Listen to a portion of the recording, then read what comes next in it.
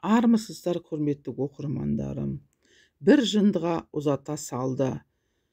Бала кезінен көрген қиындықтарын қасқайып қарсы алып, түбіне жеңіп шыққан қайсар жанның әңгімесі. Айтуынша бала кезінде педофилдің құрбаны болған. Үлкендер есейгесін бір жындыға ұзата салған. Мен де ешкімге керексіз бала болдым. Әкем де шешеме де керегім жоқ. Қашып далада қонып, шөптің арасында ашпын ба, тоқпын ба бәрібір еді. Бүкіл ауыл болып бір адам, мынау қыз ғой, бұл болашақ ана ғой деген айтқан адам жоқ. 12-13 жасар кезімде еңзерде еркектің ермегі болдым. Зорлап кеткені аздай ауылдың ер балдарының ермегі болдым. Өмірге ерегесіп өмір сүрдім. Аспандағы құстардан көмек сұраушы едім. Бала қиял, ертегі кітап, әдеби кітап көп оқыдым. Қора сыпырып жүріп, бақырып өлең айтушы едім.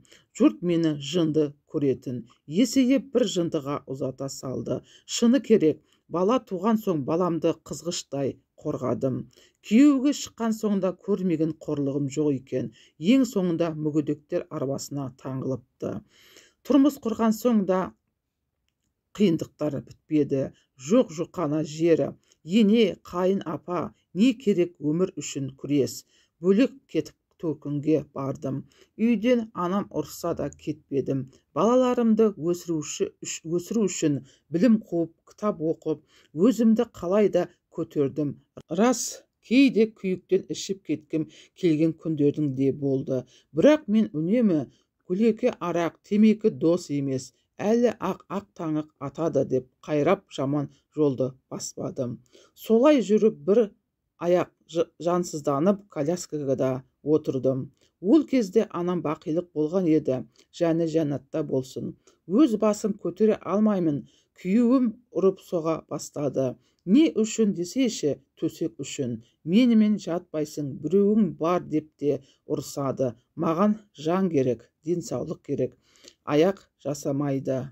Оған болса ам керек. Еркекке тек ам керек екен, соны түсіндім.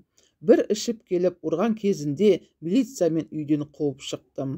Солай жалғыз өміріммен арпаласып, бір өкініштісі мен бауырларым қолдамады. Бірақ ол тағдырына мойымапты. Өзі айтқандай өміріне ерегесіп өмір сүрген. Бүгінде келін түсіргелі отыр екен. Солай жалғыздықпен болдым дос деп, тек өзімнен кейінгі сіңлім ғана жанашыр болды. Солай емделіп қара шаңырақты сатып қалаға кеттім.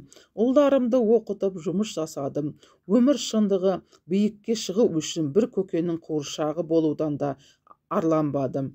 Бірақ ол кісі барынша ақыл айтып тәрбиелеп, балаларымды интернатқа орналастырып, мен үшін 50 000 теңге пара беріп жұмысқа орналастырып қолдады.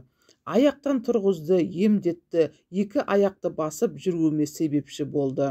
Үнемі сен сұлусың, жан дүниең таза жансың, өткен өмір өтті. Ана атаңа өмір сыйлағаны үшін рахмет айт. Қиындықты біліп жеңеді деп оқуға түсірді. Өте көп бағыт бағдар берді. Тойларда ішу дегенді құптамайтын. Солай өмір өте берер ме еді. Баяғы байым ішіп келіп ұрып кетуін қоймады. Сосын ел ауыстырып, жер ауыстырып, сауда жасап батысқа кеттім.